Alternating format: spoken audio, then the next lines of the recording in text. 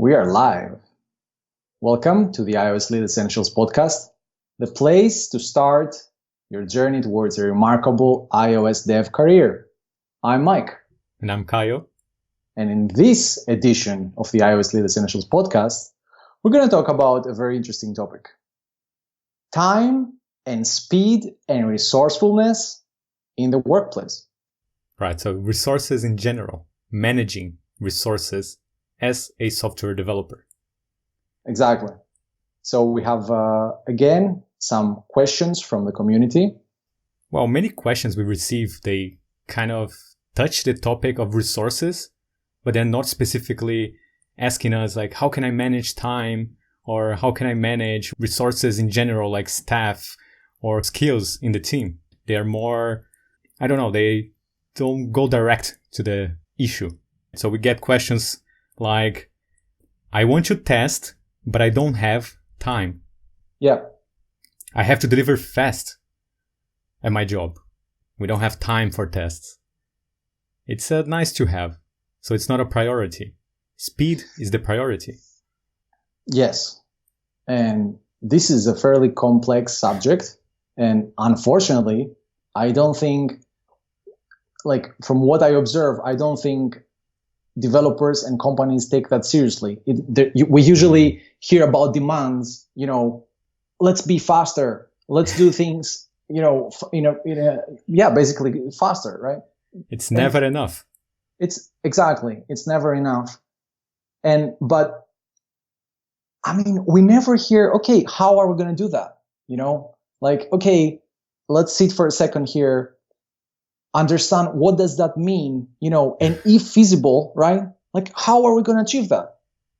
Yes. And yeah, I mean, it's a pretty complex situation, turns out, and I think that's why people don't want to look into these things again, and they take things for granted, and they say, well, this is the fastest that we can go, or we can't go that fast. No, that's you can definitely go that fast, but you need to change some stuff, right? Like yes. You need to change, because at the end of the day, like your speed is a computed property, like we have in iOS development. What does that mean? It means that it depends on something else. It is being computed, right?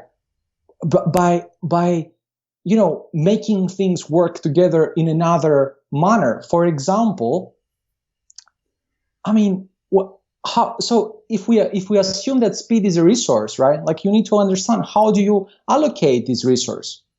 Do you allocate it like in build times, for example? That's one of the common things we hear. Like my build times take a lot of time. They are lengthy.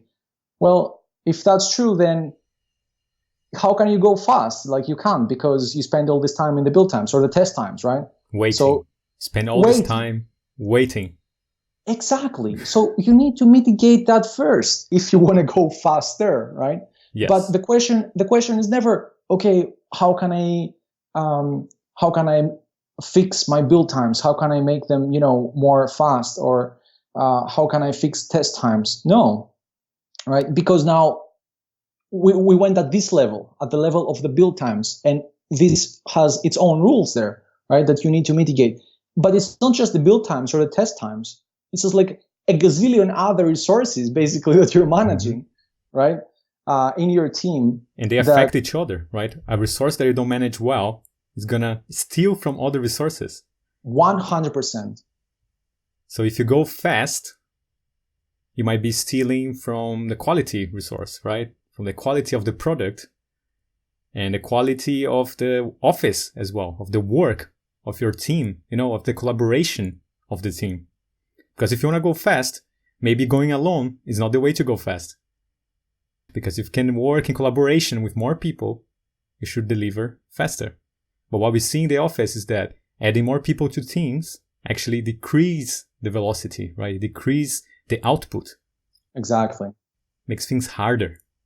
Yeah. So that's another resource you need to manage. Staff, peers, people. Of course. And absolutely, you have this threshold there. I totally agree that after some people, then you just start getting negative results, right? It's not going to make It's not like, you know, you want to build a bridge and I'm making this thing up because I don't know about, you know, building bridges, but maybe in some similar situation where the more hands, you know, translates to a faster output, you know, that's not the same here, right? It's not going to work the same. And what you said before, it's so important that all these things, like the build times, the more people, the staff management, all like the management, the resources are going to affect other resources if you manage them wrong, right? So yes, if you have,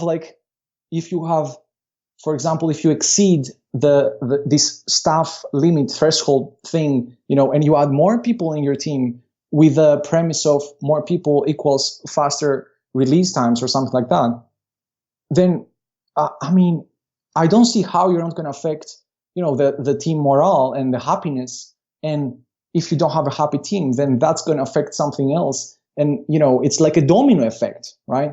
And also the business is not going to like that because they are putting more resources, money resources, and getting less. And also affects you, affects your team, affects everyone. Exactly. Again, managing resources. Yeah. You can say, well, that's why I have a manager, right? Exactly.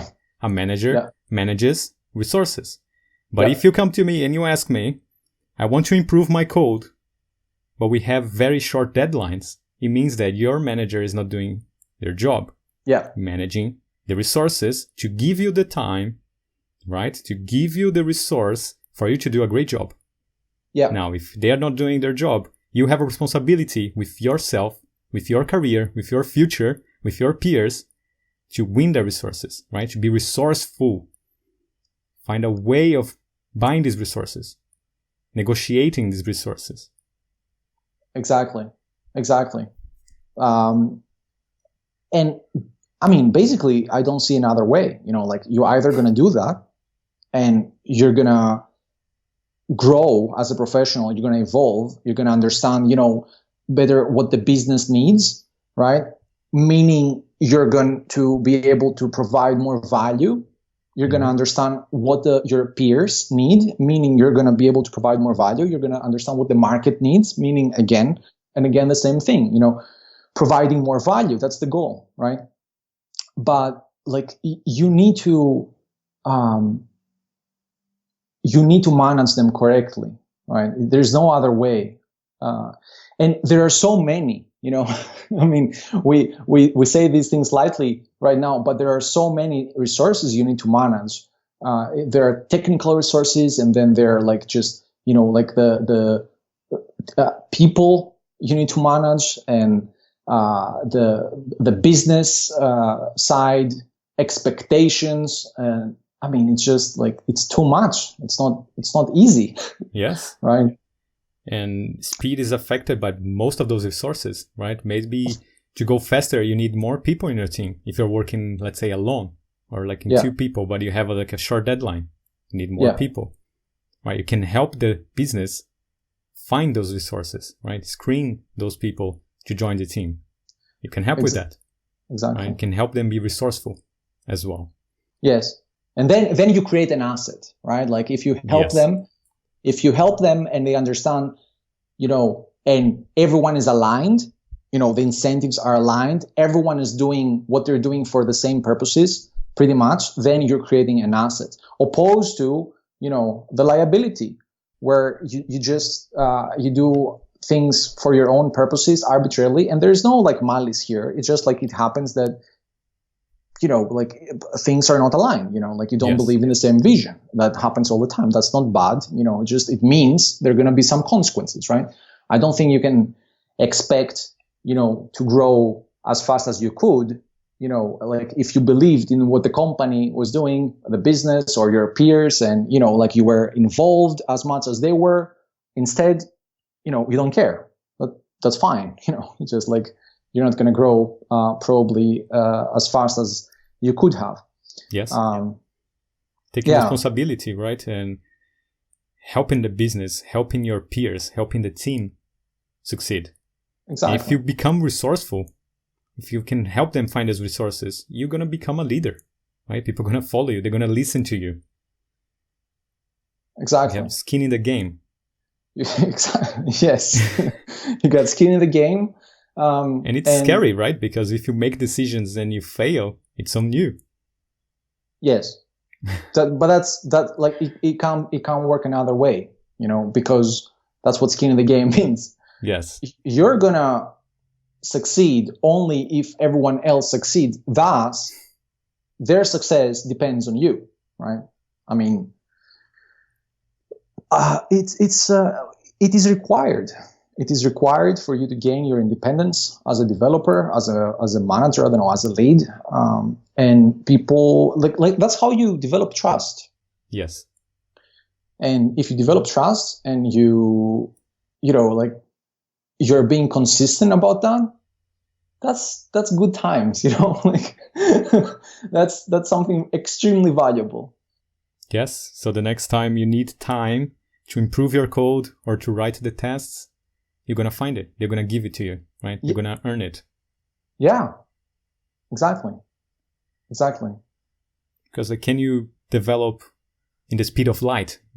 What is the limit you can go, right? Speed has a limit.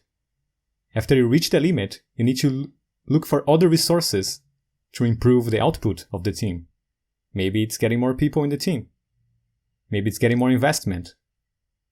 Doesn't matter. Yes. There's a limit where speed is going to get you. After that limit, you need to use other resources. Right? You need to use skills, creativity. You cannot just rely on brute force or speed, sprinting all the time. No, it's not sustainable. You need to, and that's and that's also what we see where, the Red Queen hypothesis, right? The Red Queen syndrome, where you explain that. Yeah, I mean, the Red Queen says to Alice from the Alice in Wonderland through the Looking Glass book, says here, it takes all the running you can do to stay at the same place, meaning you can't be complacent or you're gonna fall, behind. That's the meaning, right? But the cost of living like this professionally is too high. It's not sustainable, right? So you can't have that. You need to find ways, that you're gonna get value, not by, they're gonna grow linearly. So the more work you put, there's your expected value, which depends on the work that you do. No, you're gonna have to find ways to get maximum gains by not putting all these resources in place, and basically need to run all the time, to stay in the same place. And it only gets worse, because if you accept a deadline, and it's a very short deadline, and let's say you work like crazy and you achieve it, you're running twice as fast as you should, right? It damages you somehow. Yes. It damages the team. Everyone is tired. Yes. And that becomes the new norm, right? That's the new speed that the business expect. The next time they want exactly the same or faster. And you keep this loop of always trying to get faster and faster just to stay where you are, to find a new norm. That's not sustainable. Exactly. And it's not gonna... It's not going to be, I mean, it also going to depend from what your competitors are doing. So if you think your competitors are going faster, then of course you're going to demand, your team to go faster. And it doesn't even matter what the competitor is doing, in terms of processes and all that stuff. It just there's this idea, this perception that is being created that, no, we need more, we need faster. And, you can't have that. You can't have that, because if you don't know what you're doing and you want to go faster, you're going to break everything so fast, by the way. It's not going to be it's not going to take years. It's going to take months to break everything. And then everyone is going to quit. That's right. That's the simple truth. And then you're not going to have a dev team. So, and if you're going the wrong direction, if you're going fast, you're just going to get there faster in the wrong place. Yes. Further and further from where you want to go. Exactly. That's the other thing. If you demand faster, sure, faster. Where? You never said where, right? That can be problematic. So as you said, competition. Yeah. Like you're always comparing yourself to the competition, and that's not a great way to win, right? You should compare your speed with your speed yesterday rather than comparing your team with other team that is maybe following different processes, maybe trying to solve different problems. How can you, if you're building an app for a restaurant, how can you compare yourself with like Facebook with 300 engineers if you have 2 people working in the team? You cannot compare that kind of speed, you know? You cannot compare yourself with others. No. And maybe that's a tactic to win against another team. You pretend to be going fast and you just watch them trying to pick up and lose on their own. Yes. And that's a fantastic tactic, you know, like that's like a different kind of warfare.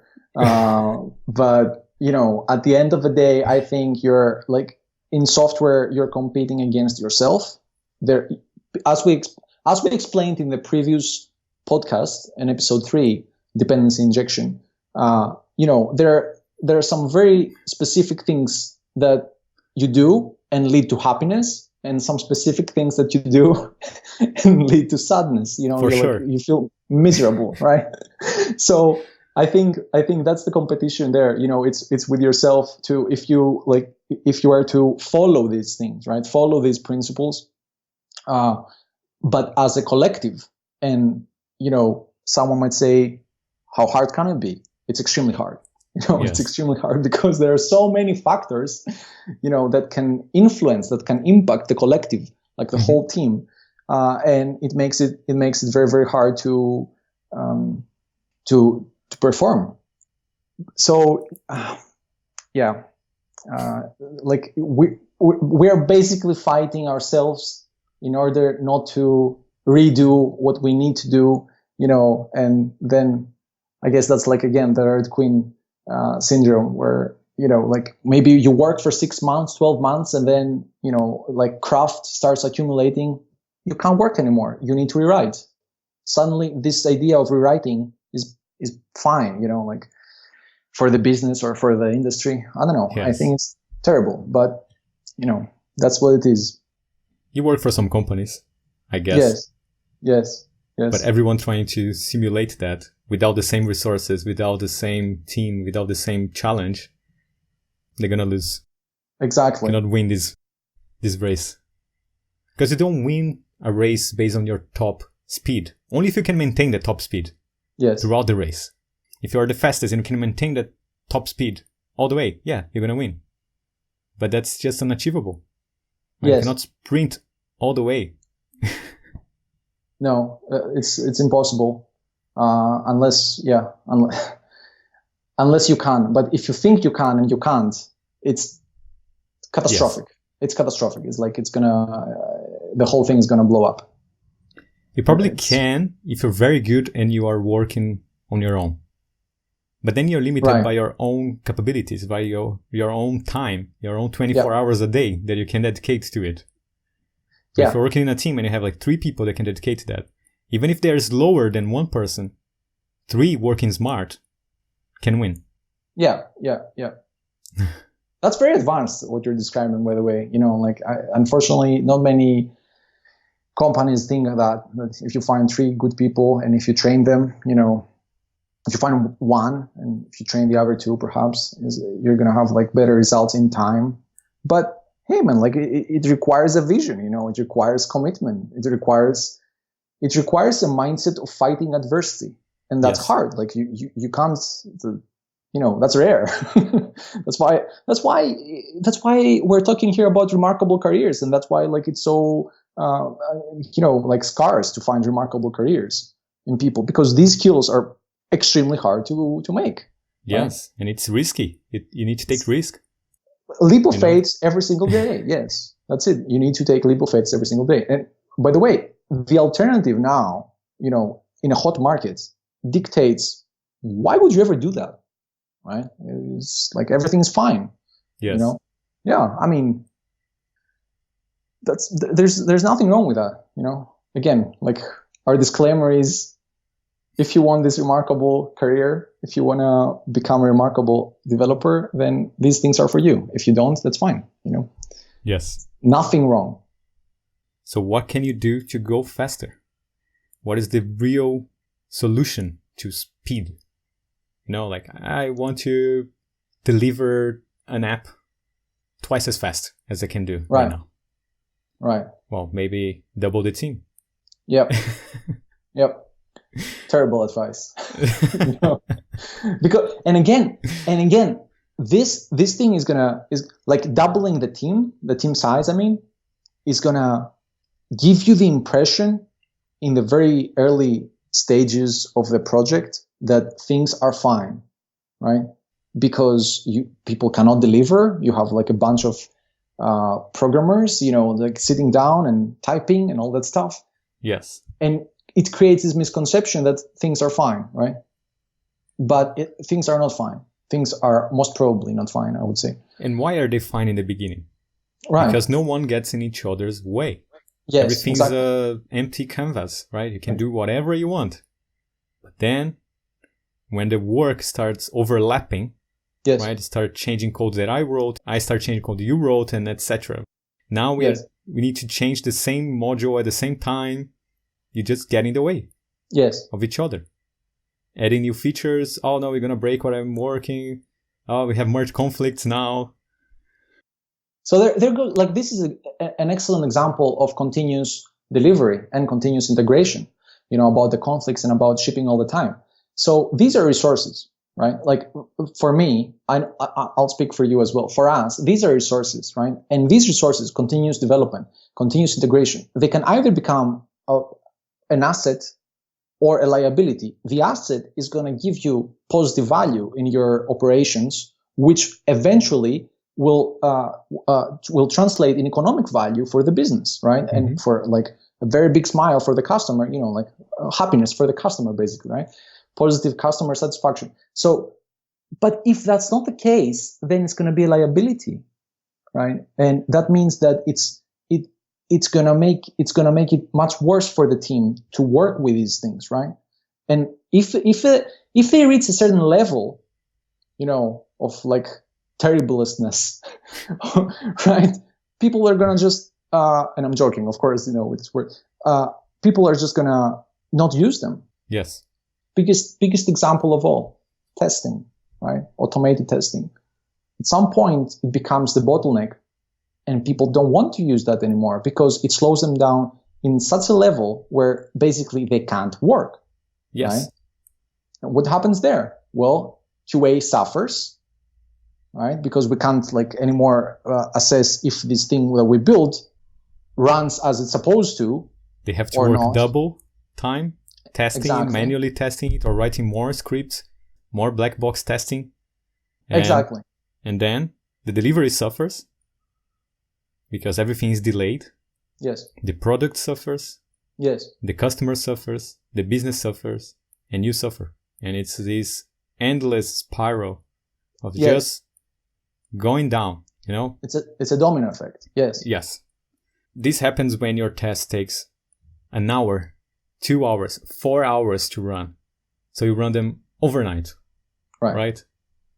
Right. Now, if it got to a point where it takes 5 hours, at some point it took 2 hours. At some point it was taking 1 hour. And no one stopped to fix it. Yeah. When it got to 30 minutes. Yeah. 15 minutes. 10 minutes.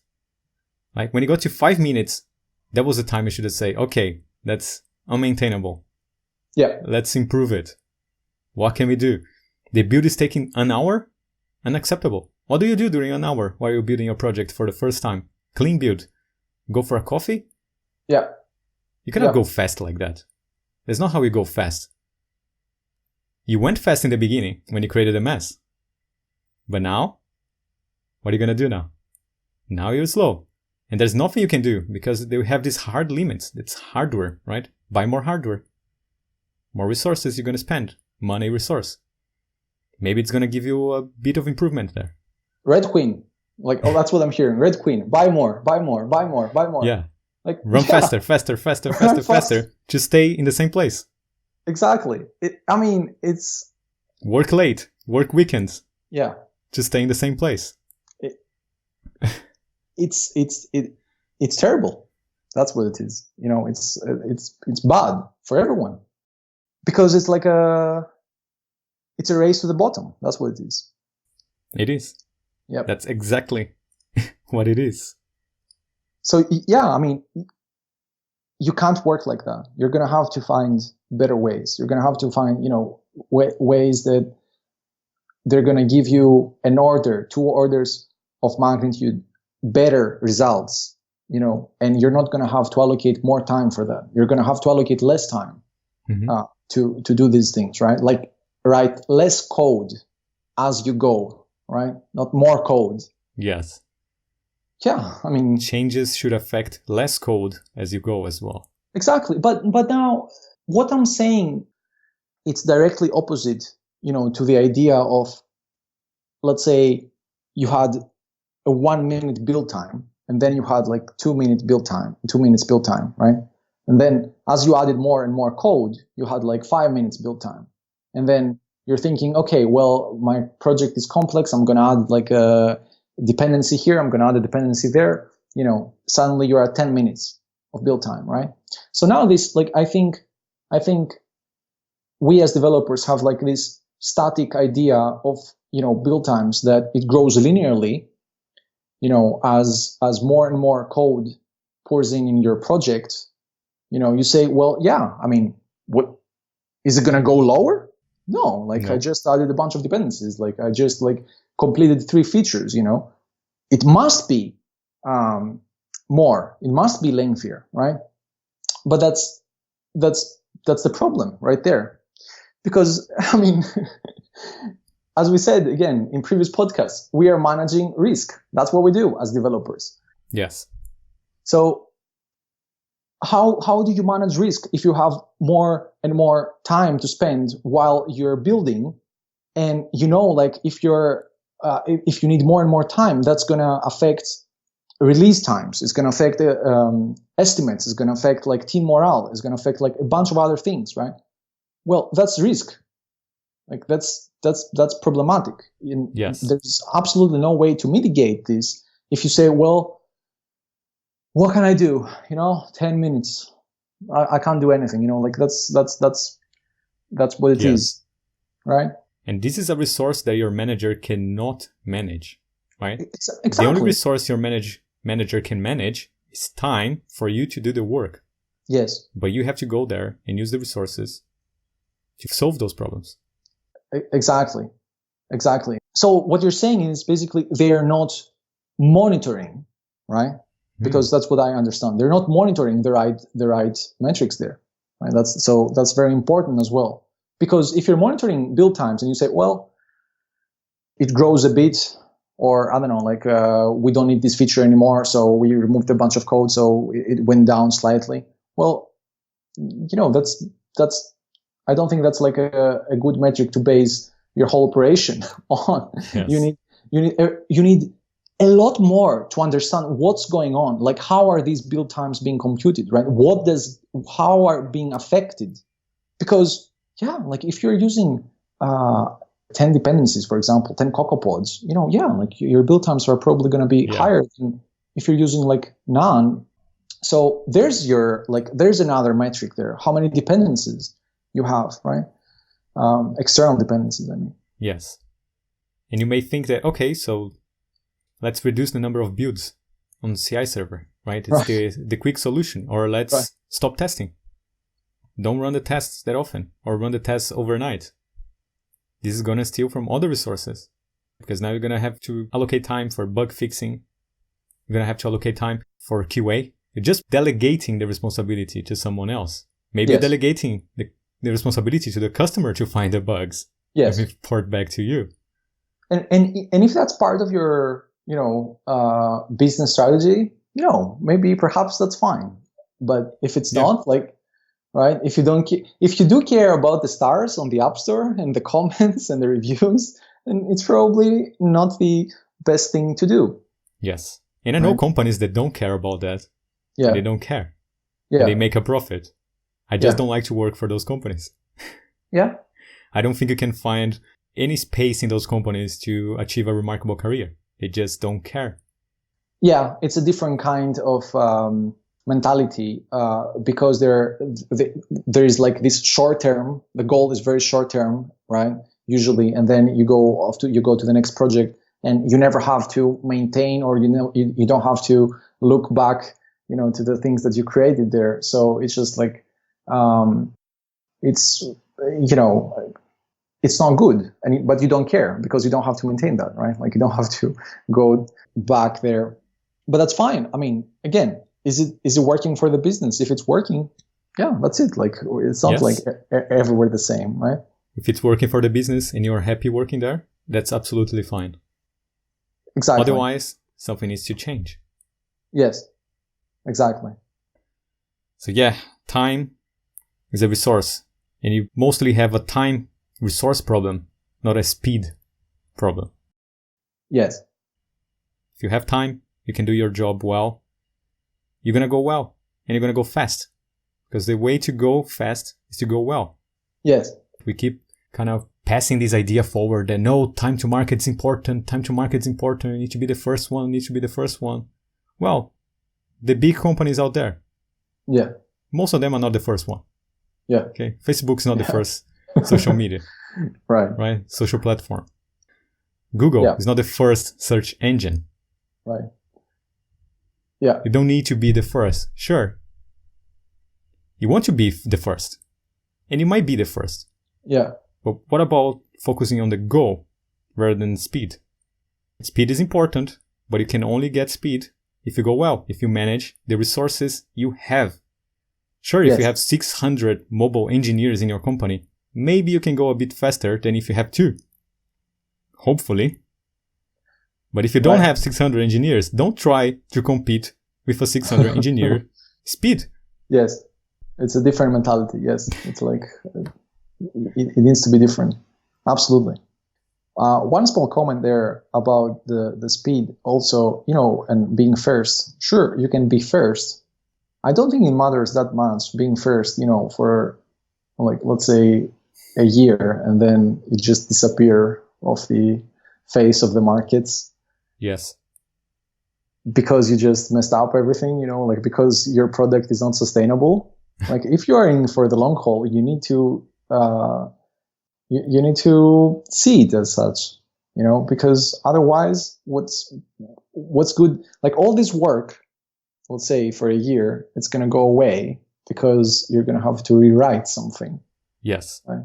And then what happens? Sales suffer most probably. Like again, well, if that's your plan, just go there, release something quick, sell it, make a lot of money, never look back. Right. Sure. If you're doing it for the long term, you need a better strategy. Yes, exactly. You need a better strategy, for sure. And your career, it's never a short-term thing. You go there, make a lot of money, and that's it. A developer career is rarely like that. Rarely.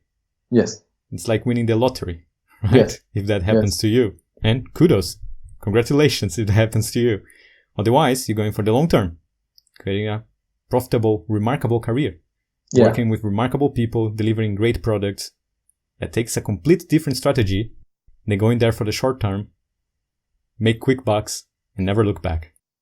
Yeah. I mean, exactly. And the demand is crazy right now as well for developers. So it's a great time to be a developer. Yeah.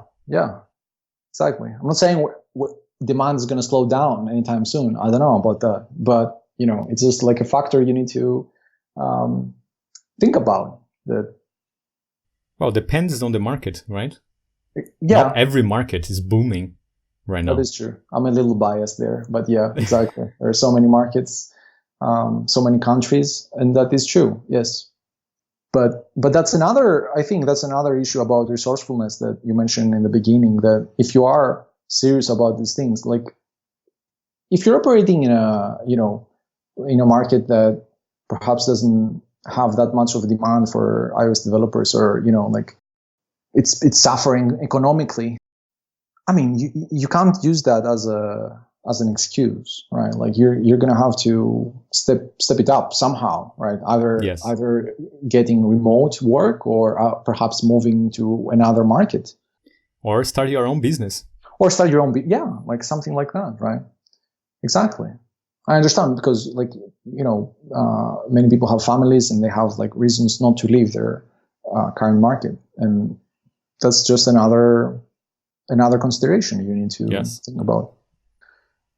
But if history has taught us something, is that like markets are going to do this, right? Like there is like this cyclical nature. Cannot go up forever. No, they're not, right? Of course not. So what do you do when the market is up? Yeah. You build up your assets, your resources, you get ready. When it goes down, exactly. You're ready. You don't need to get ready. You prepare. You don't drink the Kool-Aid forever.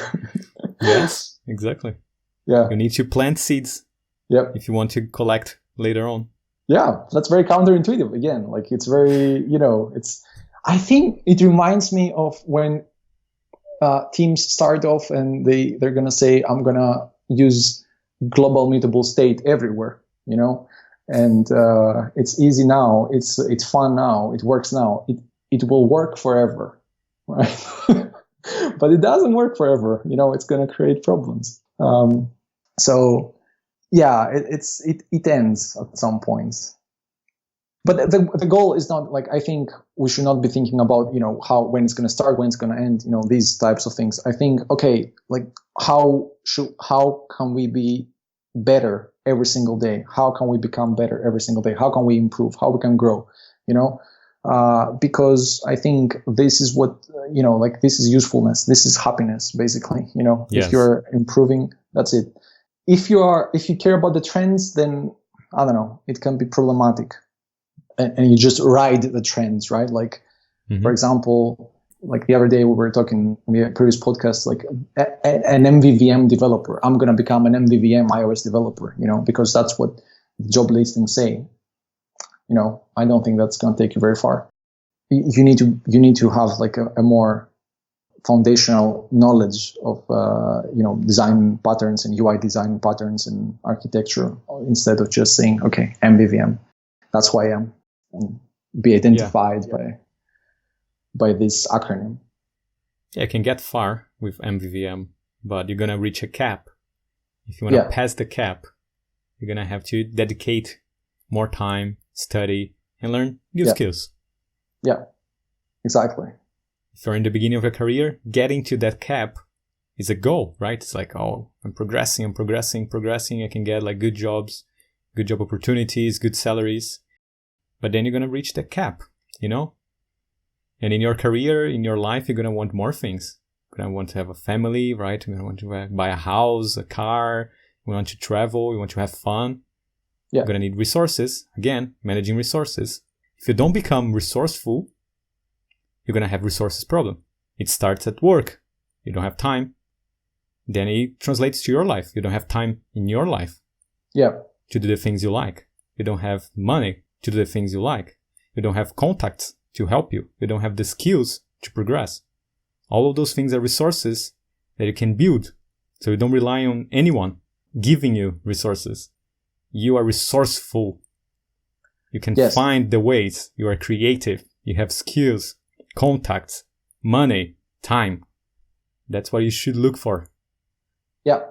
Yeah, exactly. And build them and cultivate them and every single day. So they can grow, right? Yes. You don't want to push, you want to pull, right? You want them to come to you. So, and by creating those resources, you can give resources to others. Yeah. Right? This is part of the fulfillment in your career, in your life, is to help others, right? It's to give. Yes. It's not just about you. You're creating resources, you're helping other people. Imagine if you're in an office and you don't have time to write the code, you don't have time to test, and everyone's stressed about the deadlines. You step up, you find a way to find the resources. You become resourceful, right? You become a leader. Yes. You become a lead developer. You become a valuable person. You can translate this to your life. You can get better jobs. You can help other teams, better salaries. Exactly. One thing leads to the other. Exactly. Become resourceful. Stop complaining about lack of resources. Yeah, no, it's bad. It's bad that you have to go there and negotiate that with your boss, with your manager. Ideally, they should be resourceful and give you the resources to do it. But the world is not ideal. Yeah. You have to go there, out of your way, and become resourceful. Yeah. And then it doesn't matter which market you are in. It doesn't matter if you are in a place that economically is not that strong. You're going to find the ways. You're going to have the skills, the contacts, the creativity to do it. You're basically adapting to anything. That's the difference, right? It's like you don't care what's going on, right? Because you don't make excuses. Meaning, if you don't make excuses, you're just going to do the work. You're just going to adapt. You're just going to keep swimming if you need to, right?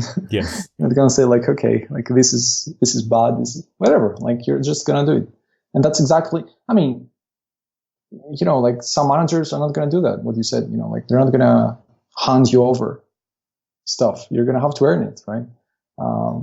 Yeah. It's not just managers. I mean, like the market's going to do exactly the same thing. The market perhaps is going to hand you some jobs while it's hot and there are different kind of incentives, right? Yes. Yeah, but like you don't want that. You don't want someone to be handing you, right? These things. One of my mentors taught me when I was young that the market doesn't care about your needs. Right. Right? Yes. But the market is interested in what you can bring, right? In the seeds you can plant. Yes. Right? What you can bring to the market of value. Exactly. They don't care about your needs. You need to come up with it. You need to be resourceful. Exactly. You need to produce instead of consume. Yes. And by the way, when I heard this the first time, I was like, what? I have no idea what that means. Right. It takes time, but it's like, it takes time. I know that the first thing we think about is, no, I'm going to a job. My boss is supposed to give me time. Is supposed to give me a good salary. Yes, they are, but they won't. So what are you going to do? They don't care about your needs. Ideally, should they? Yes, they should. Right. And maybe you were lucky enough that you are in a team, in a company that care about that and they give all the resources you need to grow. Fantastic. Stay there. Yeah. Join them, like become a partner in their business. Yeah. Find a way to grow in there and help others. But if not, if you're in a place that you're trying to negotiate with your boss about things that are going to be good for everyone, it's going to make everyone happy. Yeah. Yeah. Then you need to find the resources, because how else are you going to escape the dead-end job? Yeah. Exactly. And you're going to have to make them, right? Like this production thing, I think it's because like if something is being handed to you, I think that's like the equivalent of, consuming, right? Like it's being given to you. You're not cultivating it on your own, right? And that's, I think it's so integral in the idea of software development, by the way, right? Because like we are building everything from scratch, right? And there are so many processes like that you need to enforce in order to, as we said before, like create these assets, right? Like if you have like two buckets, assets and liabilities, you want to put the resources in the assets bucket. And that's hard, but you need to produce good processes. You need to produce like, good habits in order to do that.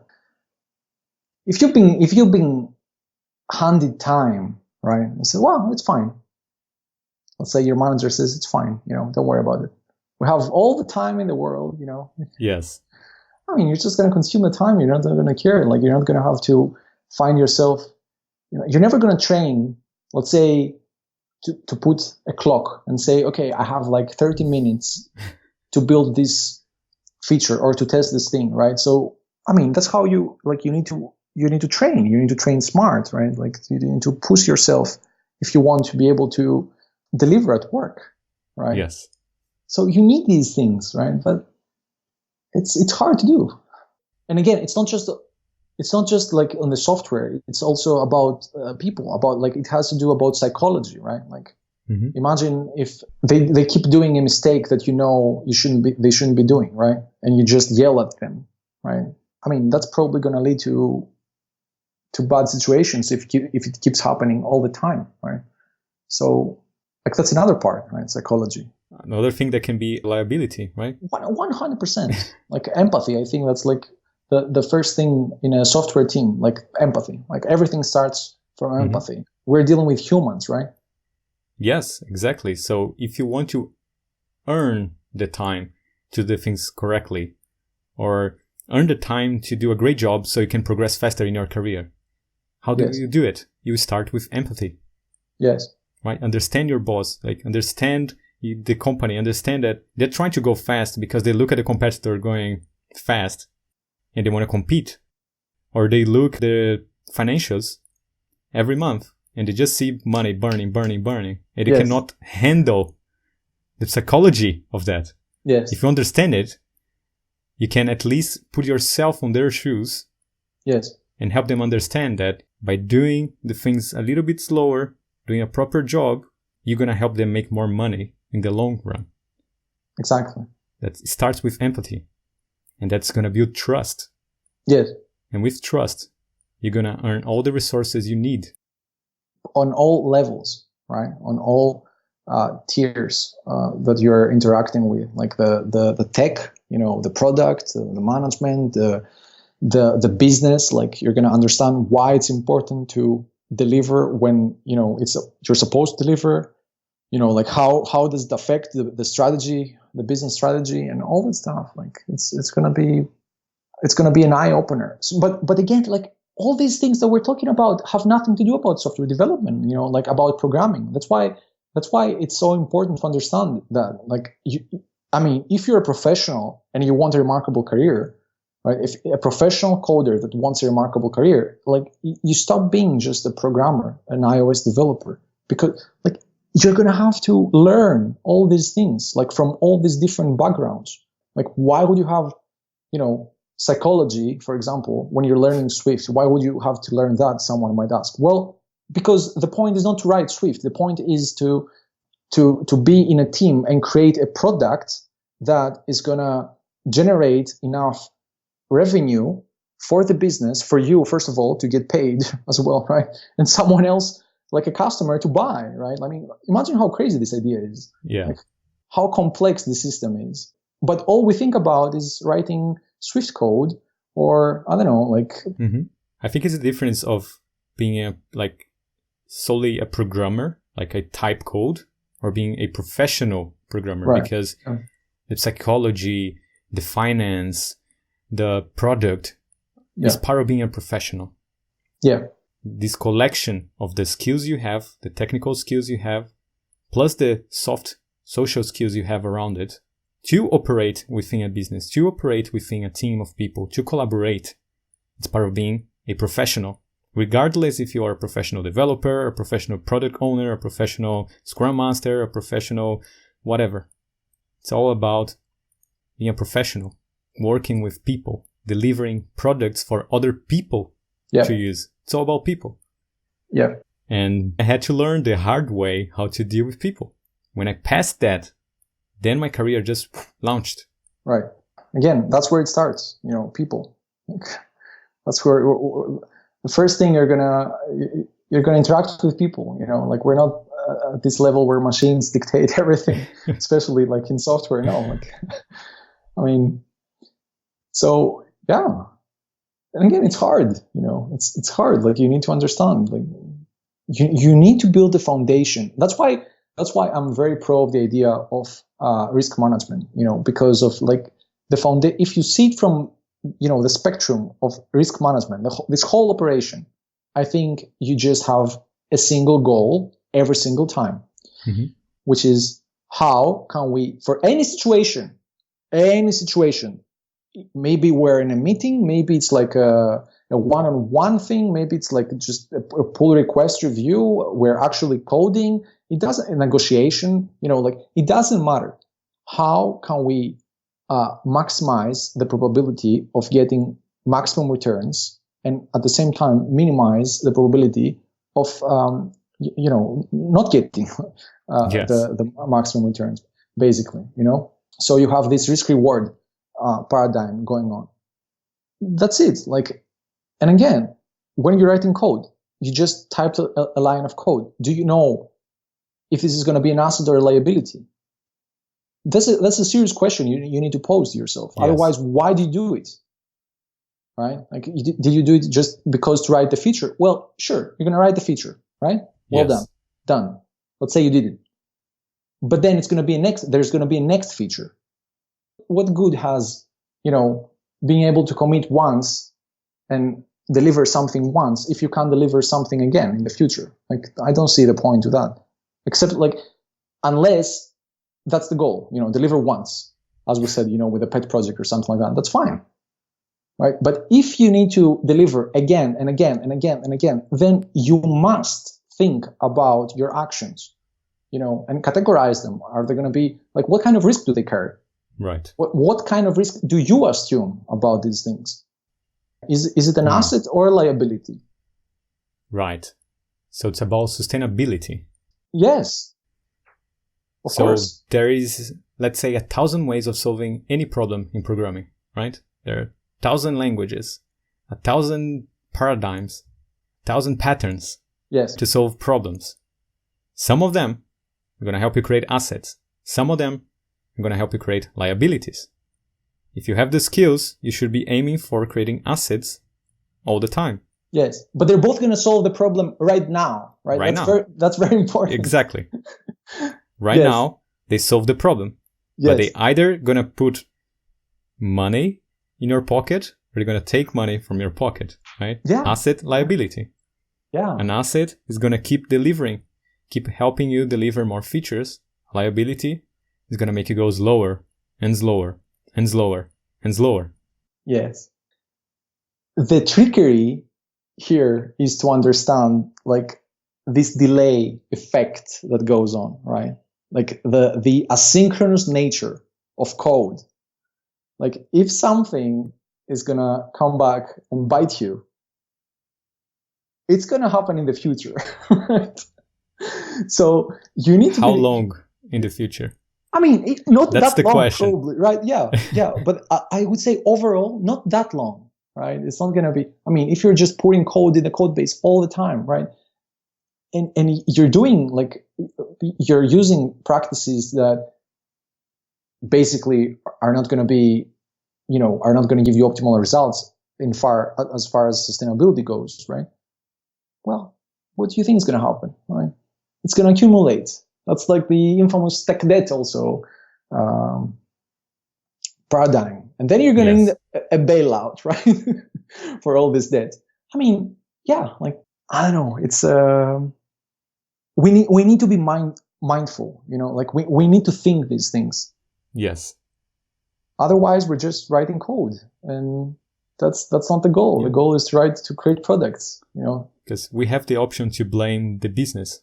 We have the option to blame the manager and say, well, they don't give me enough time. That's what I can do with this time. But that's your career. Don't delegate the resources. Don't delegate the results of your work to someone else. Yeah. Otherwise, you're not going to have a lot of great work produced by you that you can show to others and get better opportunities. Yeah. So don't delegate the quality of your work to other people. Because they want faster and cheaper, of course. Exactly. But you shouldn't do that. You should increase the value of your work over time and get the rewards. You don't want just get more risk. Right? You don't want just take responsibility. With responsibility should come rewards. Yes. A higher position, right? More influence. And over time, you keep building the trust, delivering great work, over-delivering great work. And the results will come. And they should be big results. You should aim big. Yes. Otherwise, just taking responsibility and not of the rewards. Yeah, everyone's going to give you responsibility if you ask. Yes. But you should also ask the rewards for it. Yes, exactly. Right? You should get paid what you're worth. Yes. That's the ultimate metric there, Like, you need to consult if you want to assess how you're doing over time. Professionally, it's not just about, it's not like the compensation alone. It's not, the responsibility alone. It's like everything all together. Again, hard things to get right. It needs a lot of time, a lot of work. Yes. And then like there's always this opportunity cost thing, saying, well, why would I do that? Like I can do, what I'm doing right now. I'm fine. And I think you said it perfectly before when you said that it's like a leap of faith most of the times, or maybe every day. I think you said, every day, right? Yeah. Every day is a leap of faith, right? Oh, if I put a protocol here, I'm implementing the dependency inversion principle here. Right. Like I cannot see exactly the return right now, but it's a leap of faith that I read this book and that people said that this is going to enable you to make open closed systems. Right. Right? That we can add more features by passing a different instance to this constructor. Yeah. And it's a leap of faith, right? That it's going to pay off. Maybe you'll say, but I'm never going to have another implementation of this thing. Yes. This is what I find by fuddling here. It takes perhaps 10 seconds to introduce a protocol. So the cost is small. Like it's non-existent, basically, 10 seconds, right? And if that happens, right, for example, like if you are to change the implementation, the concrete implementation, you don't care because you can do so because you have this abstraction. Mm-hmm. So we're talking about 10 seconds here, right? Like that's the investment. Let's say a minute. Let's say 10 minutes, right? 10 minutes. That's the investment here. That's the resource you're putting in, right? And what's the expected return of this thing? Let's say you save an hour or 2 hours or 10 hours in the future. Right. That was a big reward for a small investment, and that's what you want. And if you lost that investment, let's say you never changed it. Yeah. That was 10 minutes. That was a small investment. Yep. That's the kind of investments you want. Yes. You invest a little bit with a possibility of big rewards. And if you lose small. Exactly. But most people, even in investing, they invest a lot to make a little bit with the risk of losing everything. Yep. I mean, I think we said it in previous podcasts as well, but you're not going to see like something, celebrations. Like if you introduce these protocols, if you do these abstractions, if you follow the solid principle, there's not going to be a parade, because of doing so. There's just not going to be a mess. And you need to understand this idea. Like it's just like you're not going to be unhappy working with legacy systems, right? No, it's just going to be decoupled. Yes. And easily testable. Mm-hmm. And you can make good estimates. I don't know, like it sounds pretty good to me. If you're a professional, if you're a professional software developer, that's probably how you want to work. And you're going to build trust because you can deliver great results on time. Yeah. And you're going to have better chances of progressing there or showing great work for other potential employers or building enough skills to start your own business, your own app business. Yeah. You're going to have more options because you took the risks, the chances of applying good principles. You make small investments to get big, massive rewards. Exactly. Every day, a leap of faith. How do you go to those leap of faiths? You need mentors. Yeah. Read a book. People took the time. They worked for 30 years. They put the thoughts down into a book. And you can learn everything in a week. Yes. Exactly. Learn from them. Yeah. And apply and practice. Because just reading the book is not going to get you far. Yeah. Then you need to apply it. That's how you learn. It's by doing. We should say that in our book suggestions page, we don't only have software development books. We also have general education. And yes, a bunch of the things that we're talking about today, came through these books, like studying again and again and again. But that's it. Like you need these leap of faiths. You need to move, right? That's like a leap of faith for me. It's just movement towards the unknown, right? Right. And I think like when I think about these things, and I'm thinking about making such a decision is because probably I'm not happy where I am, like where I am right now, right? So perhaps another destination, is a better choice. So that's why I think if you think it in this way, perhaps the cost of making this decision and start moving becomes lower, right? Yes. But if you're not happy about something, just change it. That's like, it's very simple. Like, just do something different, just try simple, it. But not easy. Yeah, right. That is true. But you owe it to yourself. If you want a remarkable career, if you want to build valuable skills, get like good salary, create resources for you, for others, have more time, have more money, more friends, more contacts. That's what you gotta do. And more fun. Fun. I think that's in there as well. You're gonna have definitely more fun. Yes. Right? Better experiences. Yeah. Yeah, I think that's it. Awesome. That was an awesome episode. Don't forget, you need to become resourceful. Don't fight resources. Exactly. Be creative. Build the skills, and you'll find the resources. Exactly. And if you do so, help others. Help others find the resources. And let us know if you find the resources, or if you have any, opinion about these things in the comment section. We'll be glad to reply. Okay, that's it for this episode. We'll see you again next time. Bye, y'all. See ya.